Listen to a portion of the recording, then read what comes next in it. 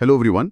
जरा कल्पना कीजिए, एक तरफ एक देश खेल के मैदान में 208 मेडल जीतकर पूरी दुनिया को पछाड़ देता है। और शतरंज जैसे दिमागी खेल में 16-16 साल के ग्रैंड मास्टर तैयार कर रहा है। बिल्कुल, मतलब दुनिया के मंच पर अपना दबदबा कायम कर रहा है। लेकिन दूसरी तरफ जब उसी देश की खुशी मापने की बारी आती है तो वो दुनिया में 116वें नंबर पे खड़ा नजर आता है। ये तो बहुत बड़ा कॉन्ट्रास्ट है। वही तो, ये दोनों बातें एक साथ कैसे सच हो सकती हैं? क्या सफलता और खुशी दो अलग अलग दिशाओं में चलने वाली रेलगाड़ियां हैं? ये सच में सोचने वाली बात है। तो आज की हमारी इस गहन चर्चा का विषय यही है। 16 से 22 मार्च 2026 के बीच के जो राष्ट्रीय और अंतर्राष्ट्रीय घटनाक्रम है, उनकी स्रोत सामग्री हमारे सामने है। जी, ये करंट अफेयर्स की एक बहुत ही तेज गति वाली सूची है। बिल्कुल, लेकिन देखिए, आज हमारा उद्देश्य सिर्फ इन तथ्यों और आंकड़ों को रटना नहीं है। हम इन पुरस्कारों, सूचकांकों और ऐतिहासिक घटनाओं के पीछे की उस कहानी को डिकोड करेंगे जो हमारी दुनिया की वर्तमान दिशा तय कर रही है। एकदम सही। तो चलिए सतह से थोड़ा नीचे उतरते हैं। हाँ, शुरुआत करते हैं उत्कृष्टता और नई पहचान के मंच से, यानी सिनेमा और खेलों की दुनिया से। इस विषय पर गहराई से विचार करना बहुत जरूरी है। मतलब सिनेमा और खेल दोनों ही ऐसे पारदर्शी क्षेत्र हैं जहां दुनिया बहुत करीब से ये देखती है कि समाज किस तरह की प्रतिभा को सम्मानित कर रहा है और क्यों कर रहा है ना? बिल्कुल। अगर हम 15 मार्च 2026 को लॉस एंजलिस के डॉल्बी थिएटर में हुए 98वें ऑस्कर अवार्ड्स के आंकड़ों को देखें तो ये बात स्पष्ट हो जाती है। जिसे कॉमेडी के दिग्गज कोनन ओब्रायन ने होस्ट किया था। जी हाँ, यहाँ सबसे दिलचस्प कहानी दो फिल्मों के बीच के टक्कर की रही। अरे वो मुकाबला तो सच में देखने लायक था। मतलब एक तरफ थी फिल्म द ब्रूटलिस्ट, जिसे सबसे ज्यादा 16 नॉमिनेशन मिले।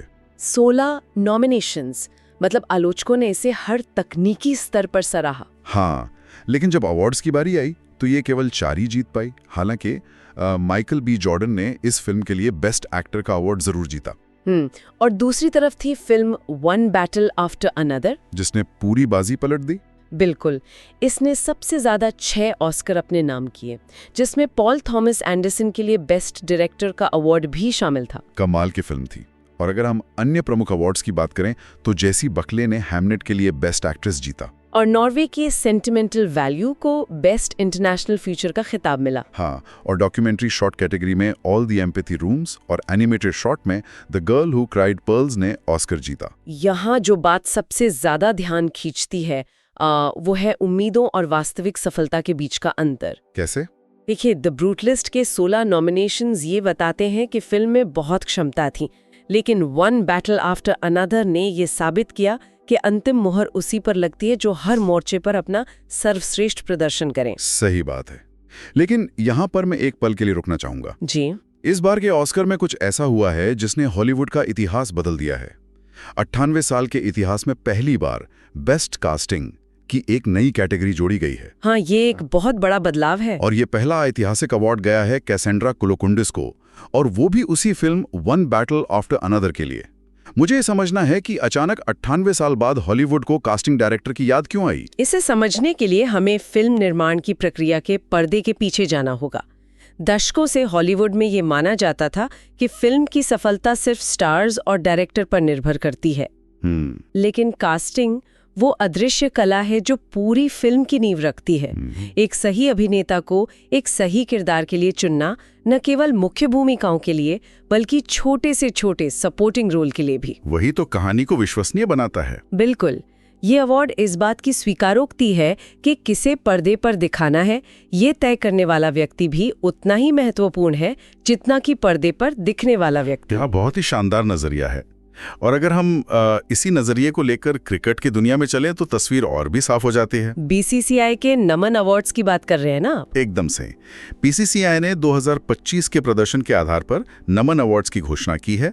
सर्वश्रेष्ठ अंतर्राष्ट्रीय क्रिकेटर का प्रतिष्ठित पॉली उम्रीगर अवार्ड शुभमन गिल को मिला है। और महिला वर्ग में ये सम्मान स्मृति मंधाना ने हासिल किया है। हाँ, और lifetime achievement award Rahul Dravid, Roger Binny और महिला वर्ग में मिताली राज को दिया गया है। ये सभी तो दिग्गज है। बिल्कुल।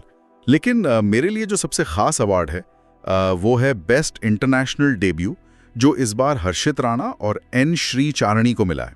मुझे ऐसा लगता है कि ऑस्कर की ये नई बेस्ट कास्टिंग कैटेगरी और बीसीसीआई के बेस्ट डेब्यू अवार्ड्स के बीच एक बहुत गहरा संबंध है। मैं समझ रही हूँ आप क्या कह रहे हैं। इस तुलना को अगर हम थोड़ा और खोलें तो दोनों ही जगह बात भविष्य की पहचान की हो रही है। वही तो मेरा मतलब है कि पर्दे के पीछे सही प्रतिभा को चुनना, चाहे वो कैसेंड्रा द्वारा किसी हॉलीवुड फिल्म के लिए हो या भारतीय क्रिकेट के चयनकर्ताओं द्वारा हर्षित राणा जैसे युवा को पिच पर उतारने का फैसला हो। असल में यही किसी भी बड़ी जीत की सबसे मजबूत नींव है। आपको क्या लगता है? मैं इस विचार को एक कदम और आगे ले जाना चाहूंगी। दोनों ही मामलों में हम पारखी नजर का सम्मान कर रहे हैं। पारखी नजर? हाँ, देखिए, ऑस्कर ने कास्टिंग डायरेक्टर को सम्मानित किया और बीसीसीआई ने डेब्यू अवार्ड देकर उस पूरी व्यवस्था को सही ठहराया जिसने एक गुमनाम खिलाड़ी को अंतर्राष्ट्रीय स्तर पर खेलने का मौका दिया। सही कहा। ये दुनिया के उस बदलते हुए दृष्टिकोण को दिखाता है जहां हम सिर्फ सुपरस्टार की चमक को नहीं देख रहे बल्कि उस कच्ची प्रतिभा को तराशने वाली प्रक्रिया को भी महत्व दे रहे हैं। क्या बात है। तो ये तो हुई व्यक्तिगत खेल और कला में सफलताओं की बात, लेकिन अब इसी सफलता को अगर हम राष्ट्र के स्तर पर ले जाएं तो हमारे सामने वो बहुत बड़ा विरोधाभास खड़ा होता है जिसका मैंने शुरुआत में जिक्र किया था। खुशी और सफलता वाला विरोधाभास। हाँ, हम दुनिया भर के आंकड़ों को देख रहे हैं और यहाँ आकर चीजें बहुत उलझ जाती हैं। चलिए पहले उस वर्ल्ड हैप्पीनेस इंडेक्स 2026 की रिपोर्ट को देखते हैं जिसे UN sustainable development solutions network ने जारी किया है। कुल 147 देशों की रैंकिंग है इसमें। जी, फिनलैंड लगातार 9वीं बार शीर्ष पर है, उसके बाद आइसलैंड और डेनमार्क हैं। भारत की स्थिति देखें तो हम 116वें स्थान पर हैं। हालांकि श्रोताओं के लिए जानना जरूरी है कि ये पिछले साल के 118वें स्थान से 2 पायदान का सुधार है। सुधार तो है, लेकिन अगर हम इसे क्षेत्रीय संदर्भ में देखें तो ये आंकड़े सोचने पर मजबूर करते हैं। चीन 65वें, नेपाल 99वें और पाकिस्तान 104वें स्थान पर है। और हमारे पीछे बांग्लादेश 127वें, श्रीलंका 134वें और अफगानिस्तान 147वें यानी सबसे अंतिम स्थान पर है। और अब यहाँ पर मेरा वो बड़ा पुशबैक आता है। एक तरफ हमारे पास ये हैप्पीनेस इंडेक्स है जहां भारत 116वें स्थान पर है और दूसरी तरफ हमारे पास खेलों के इसी हफ्ते के आंकड़े हैं जो सच में हैरान करने वाले हैं। असम के रहने वाले मयंक चक्रवर्ती भारत के 94 में चेस ग्रैंड मास्टर बन गए हैं और वो पूर्वोत्तर भारत से पहले ग्रैंड मास्टर हैं। और उम्र है मात्र 16 साल। 16 साल की उम्र में ये दिमागी एकाग्रता और इतना बड़ा खिताब। और उससे भी बड़ी खबर सुनिए, बताइए। नई दिल्ली में हुए world para athletics grand prix 2026 में भारत ने पदक तालिका में शीर्ष स्थान हासिल किया है। और ये जीत कोई मामूली जीत नहीं है। मार्जिन देखिए आप। हाँ, भारत ने कुल 208 मेडल जीते हैं जिसमें 75 गोल्ड, 69 सिल्वर और 64 ब्रॉन्ज शामिल हैं। बाप रे, 208 मेडल। और अगर हम दूसरे स्थान पर रहे रूस के आंकड़े देखें तो उनके पास सिर्फ 35 मेडल हैं। सिर्फ 33? जी, 208 और 35 का ये फासला भारतीय पैरा एथलीटों के अदम्य साहस और व्यवस्था के शानदार दबदबे को दिखाता है। तो अब मैं आपसे ये समझना चाहता हूँ, एक राष्ट्र के रूप में भारत पैरा एथलेटिक्स में 208 मेडल जीतकर पूरी दुनिया को पछाड़ देता है। शतरंज में 16 साल के ग्रैंड मास्टर तैयार कर रहा है। हम मेहनत और सफलता के शिखर पर हैं। बिल्कुल। लेकिन उसी समय हैप्पीनेस इंडेक्स में हम 116वें स्थान पर खड़े हैं। तो क्या जीतने का मतलब खुश होना नहीं होता? हम सफल तो हो रहे हैं, लेकिन क्या हम खुश नहीं हैं? इस विरोधाभास को समझने के लिए हमें ये देखना होगा कि ये हैप्पीनेस इंडेक्स आखिर मापता क्या है। अच्छा, देखिए, ये इंडेक्स इस बात का पैमाना नहीं है कि कोई व्यक्ति व्यक्तिगत रूप से कितना मुस्कुरा रहा है या कितने मेडल जीत रहा है। ये मुख्य रूप से 6 कारकों पर निर्भर करता है। कौन कौन से? प्रति व्यक्ति जीडीपी, सामाजिक सुरक्षा, स्वस्थ जीवन प्रत्याशा, जीवन के फैसले लेने की स्वतंत्रता, उदारता और भ्रष्टाचार की कमी। फिनलैंड लगातार 9वीं बार इसलिए शीर्ष पर नहीं है क्योंकि वहां के लोग हर दिन जश्न मनाते हैं। तो फिर क्यों? बल्कि इसलिए क्योंकि वहां का सिस्टम ऐसा है कि अगर कोई गिरता है तो समाज और सरकार उसे थामने के लिए मौजूद है। वहां जीवन में अनिश्चितता का तनाव कम है। मतलब ये एक बफर की तरह है जो बुरे वक्त में लोगों को बचाता है।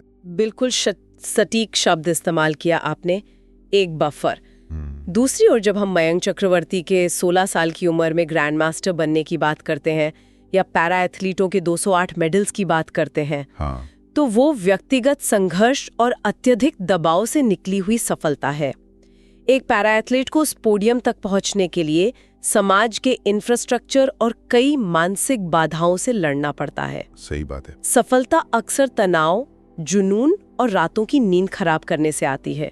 व्यक्तिगत सफलता एक पहाड़ पर चढ़ने जैसी है, जबकि हैप्पीनेस इंडेक्स इस बात को मापता है कि घाटी में रहने वाले आम लोगों का जीवन कितना सुरक्षित और शांत है। वाव। तो दोनों के रास्ते वाकई अलग हो सकते हैं। ये सच में नजरिया बदलने वाली बात है। मतलब व्यक्तिगत उत्कृष्टता का पहाड़ हम तेजी से चढ़ रहे हैं, लेकिन एक सामूहिक समाज के रूप में सुकून की उस घाटी तक पहुंचना अभी बाकी है। एकदम सही। और ये भी सच है कि कोई भी राष्ट्र केवल वर्तमान की इन सफलताओं, मेडल्स या रैंकिंग से नहीं बनता। एक खुशहाल और सफल देश की इमारत बहुत गहरी और मजबूत नींव पर टिकी होती है। और ये हमें हमारे अगले खंड की ओर ले जाता है। जी हाँ, राष्ट्र की नींव।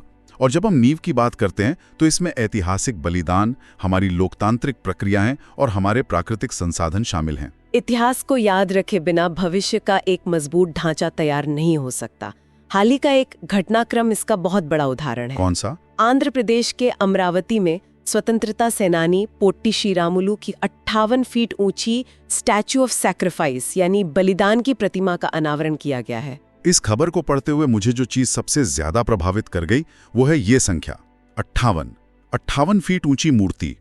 और अगर हम इतिहास के पन्ने पलटें तो 1952 में उनके द्वारा किया गया आमरण अनशन भी ठीक 58 दिन चला था। बिल्कुल 58 दिन का भूखा प्यासा संघर्ष।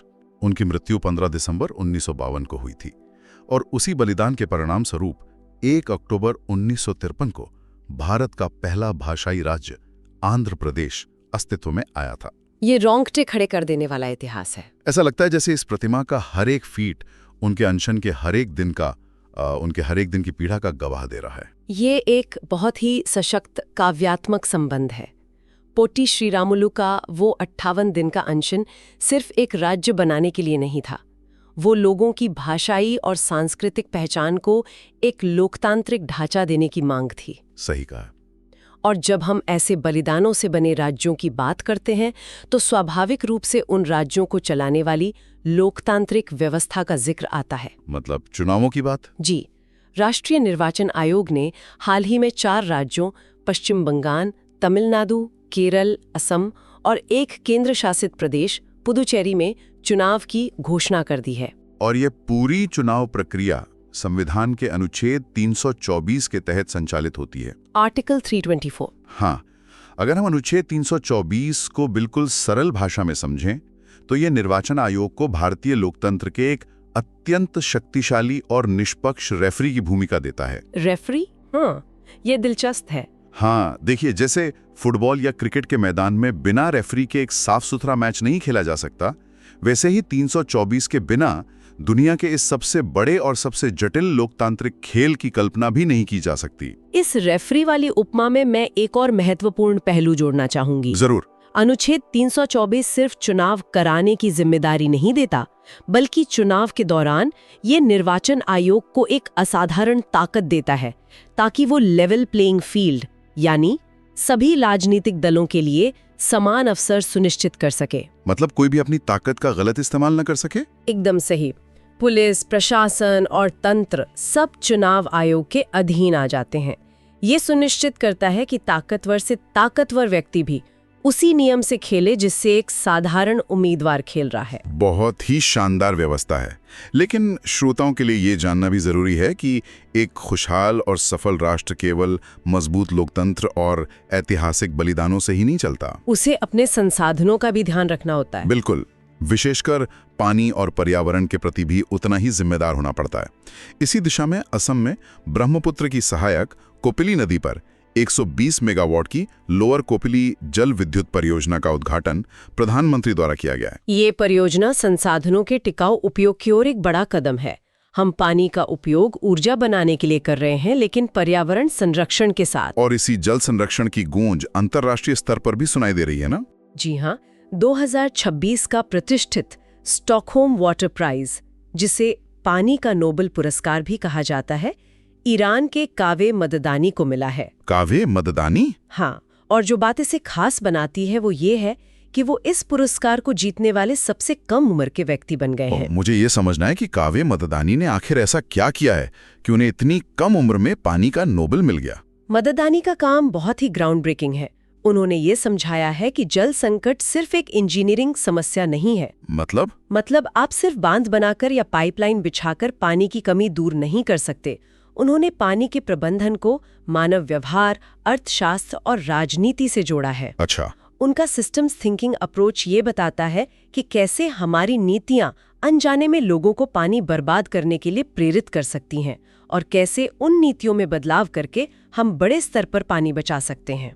एक तरफ हम कोपली नदी पर पानी से 120 मेगावाट बिजली बना रहे हैं और दूसरी तरफ मददानी जैसे लोग हमें सिखा रहे हैं कि भविष्य के लिए पानी को कैसे बचाना है। ऊर्जा और पर्यावरण का यही संतुलन ही असल में किसी भी राष्ट्र की ठोस नींव है। तो हमने ये नींव देख ली, हमने बलिदान, लोकतंत्र और संसाधन देख लिए, लेकिन एक इमारत सिर्फ ईंट, पत्थर और पानी से नहीं बनती। उसमें रंग और संस्कृति भी चाहिए। बिल्कुल, उसमें रंग, संस्कृति और आधुनिकता का संचार भी जरूरी है। हमारी स्रोत सामग्री का यह अंतिम हिस्सा हमें भारत के उस अनोखे संगम पर ले जाता है जहां एक तरफ हमारी लाखों साल पुरानी विरासत है और दूसरी तरफ एक बेहद तेज दौड़ता हुआ डिजिटल भविष्य। इस संगम की शुरुआत साहित्य से करते हैं, क्योंकि साहित्य किसी भी समाज का दर्पण होता है। साहित्य अकादमी पुरस्कार 2025 की घोषणा 24 भाषाओं के लिए की गई है। 24 भाषाएं? जी, अगर हम कुछ प्रमुख नामों पर गौर करें तो हिंदी साहित्य में ये प्रतिष्ठित पुरस्कार ममता कालिया को उनकी कृति जीते जी इलाहाबाद के लिए दिया गया है। जीते जी इलाहाबाद, इस नाम से ही कितनी गहराई और नॉस्टैल्जिया झलकता है। बिल्कुल। बांग्ला में प्रसून बंदोपाध्याय, अंग्रेजी में नवतेज सरना को क्रिम्सन स्प्रिंग के लिए, उर्दू में प्रीतपाल सिंह बेताब को और संस्कृत में महामहोपाध्याय साधु भद्रेश दास को सम्मानित किया गया है। साहित्य सिर्फ शब्द नहीं है, ये हमारी आत्मा है।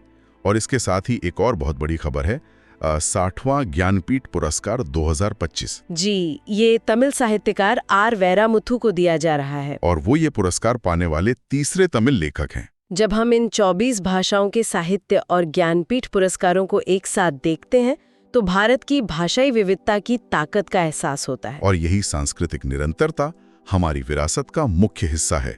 इसी विरासत में शामिल है पारसी नववर्ष नौरोज, जो 20 मार्च को मनाया गया। नौरोज मुबारक। जी, और जब हम निरंतरता और पुरानी चीजों की बात करते ही हैं तो हमें उत्तर प्रदेश के बांदा में स्थित कालिंजर किले की ओर भी देखना चाहिए। कालिंजर किले में क्या खास हुआ है?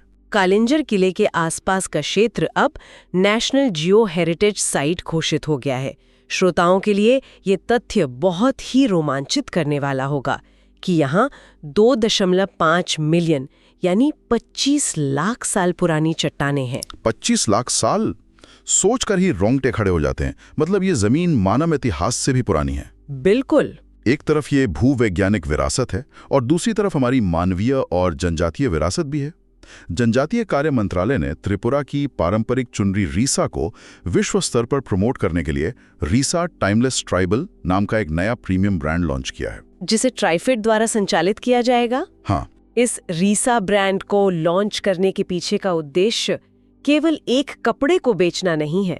ये उस पारंपरिक जनजातीय बुनाई कला को वैश्विक पहचान दिलाना है जिससे उस समुदाय का आर्थिक सशक्तिकरण भी हो सके। और जब हम मानवीय सशक्तिकरण की बात कर रहे हैं तो ये भी ध्यान देने योग्य है कि मानवीय कार्यों के लिए किस मानवीय पुरस्कार 2025 नीता अंबानी को दिया गया है। बिल्कुल। तो यहाँ हम स्पष्ट रूप से देख सकते हैं कि हमारा एक पैर 25 लाख साल पुरानी चट्टानों, सदियों पुरानी साहित्य और जनजातीय बुनाई पर मजबूती से टिका हुआ है। लेकिन दूसरा पैर सीधे अत्याधुनिक डिजिटल भारत और इंफ्रास्ट्रक्चर की तेज रफ्तार में है। रिजर्व बैंक ऑफ इंडिया ने बैंकिंग सुरक्षा को बढ़ाने और डिजिटल फ्रॉड को रोकने के लिए एक नया bank.in डोमेन लॉन्च किया है। और उनके इन अभिनव कदमों के लिए RBI को सेंट्रल बैंकिंग लंदन द्वारा इनिशिएटिव ऑफ द ईयर के अवार्ड से भी नवाजा गया है। ये बहुत गर्व की बात है कि क्षेत्र में भी अभूतपूर्व विस्तार हो रहा है। भीम ऐप, जो अब 15 से अधिक भाषाओं में उपलब्ध है, ने महेंद्र सिंह धोनी को अपना नया ब्रांड एम्बेसडर बनाया है। धोनी और भीम ऐप, क्या कॉम्बिनेशन है। और इंफ्रास्ट्रक्चर की बात करें तो भारत का मेट्रो नेटवर्क अब विश्व में तीसरे स्थान पर आ गया है, केवल चीन और अमेरिका के बाद। वाह! ये अब 1143 किलोमीटर लंबा है, 29 शहरों में फैला है और रोजाना 1,15,00,000 से ज्यादा यात्री इसमें सफर करते हैं। यहाँ मैं एक बहुत ही अनोखी तुलना आपके सामने रखना चाहता हूँ। बताइए। जब हम इन दो अलग अलग दुनियाओं को देखते हैं, एक तरफ बांदा का 25 लाख साल पुराना कालिंजर किला और दूसरी तरफ आरबीआई का ये नया बैंक.इन डोमेन, मुझे लगता है कि ये बैंक.इन जैसी आधुनिक डिजिटल सुरक्षा प्रणाली बिल्कुल वैसी ही है जैसे पुराने समय में कालिंजर किला हुआ करता था। वो कैसे? पुराने समय में किले की मोटी पत्थर की दीवारें राज्य के खजाने और लोगों को बाहरी हमलावरों से बचाती थीं। आज की डिजिटल दुनिया में साइबर हैकर्स हमलावर हैं और बैंक.इन उस डिजिटल किले की अभेद्य दीवार है। बहुत ही सटीक तुलना है। दोनों का अंतिम उद्देश्य घुसपैठियों से अपनी संपत्ति को सुरक्षित रखना है। फर्क सिर्फ इतना है कि अब लड़ने का मैदान ईंट और पत्थर से बदलकर कोड और डेटा का हो गया है। इस विश्लेषण में एक तकनीकी गहराई भी है। अगर हम समझें कि बैंक.इन काम कैसे करता है, ये सिर्फ एक वेबसाइट का नाम नहीं है। अच्छा। ये एक रिस्ट्रिक्टेड डोमेन है। इसका मतलब है कि कोई भी साधारण व्यक्ति या हैकर बैंक.इन के नाम से कोई फर्जी वेबसाइट नहीं बना सकता। इसे केवल प्रामाणिक और सत्यापित बैंक ही इस्तेमाल कर सकते हैं। ओहो। तो जब कोई नागरिक बैंक.इन वाली साइट देखता है तो उसे ये यकीन हो जाता है कि वो किले के अंदर सुरक्षित है। सुरक्षा की मानवीय आवश्यकता कभी नहीं बदलती, केवल उसके उपकरण और तकनीक बदलते हैं। क्या बात है! तकनीक और इतिहास का ये कैसा अद्भुत संगम है। तो आज की इस पूरी चर्चा में हमने 16 से 22 मार्च 2026 के बीच के दुनिया भर के घटनाक्रमों को गहराई से खंगाला। हमने बहुत सारे आंकड़े देखे हैं। जी। भारत की 116वीं हैप्पीनेस रैंक, पैरा एथलेटिक्स में रिकॉर्ड 208 मेडल, 1143 किलोमीटर लंबी मेट्रो का जाल, 25 लाख साल पुरानी चट्टानें, ऑस्कर की 6 ट्रॉफियां और एक महान स्वतंत्रता सेनानी की 58 फीट ऊंची मूर्ति। ये सभी आंकड़े, ये सभी नंबर हमें ये बताते हैं कि हम एक राष्ट्र के रूप में और वैश्विक स्तर पर किस गति से और किस दिशा में आगे बढ़ रहे हैं। बिल्कुल। लेकिन जाते जाते मैं चाहूंगा कि हम सभी एक पल के लिए रुकें और एक गहरे विचार पर मंथन करें। जी। हमने इस चर्चा की शुरुआत सफलता मापने, रैंक और अंकों की बात से की थी। लेकिन क्या वास्तव में एक राष्ट्र की या खुद मानवता की सच्ची प्रगति को केवल इन संख्याओं, पदकों और रैंकिंग में मापा जा सकता है? ये एक बहुत गहरा सवाल है। जब हम ममता कालिया की साहित्य अकादमी जीतने वाली कविता की गहराई को महसूस करते हैं, या जब हम त्रिपुरा की रीसा चुंडरी के पीछे छिपी सदियों पुरानी जनजातीय बुनाई की कला और उसकी बुनावट को देखते हैं, तो क्या उन्हें किसी इंडेक्स में रखा जा सकता है? शायद नहीं। क्या किसी कला या बलिदान को 1 से 10 के पैमाने पर मापा जा सकता है? शायद जीवन की सबसे महत्वपूर्ण चीजें किसी भी रैंकिंग से परे होती हैं। बिल्कुल परे होती हैं। तो श्रोताओं के लिए सोचने वाली बात यह है, जब हम अपने खुद के जीवन की प्रोग्रेस रिपोर्ट देखते हैं, तो क्या हम अपनी सफलता को सिर्फ बैंक बैलेंस, मेडल और अंकों की संख्या से माप रहे हैं, या उन गहरे अनुभवों, सुकून और खुशियों से जो किसी भी पैमाने या इंडेक्स में फिट नहीं बैठते? ये वाकई खुद से पूछने वाला सवाल है। इसी विचार के साथ हम आज की इस गहन चर्चा को यही विराम देते हैं। सुनते रहिए, नई चीजों पर सवाल उठाते रहिए और दुनिया के इस तेज शोर में अपने असल अनुभवों की तलाश करते रहिए।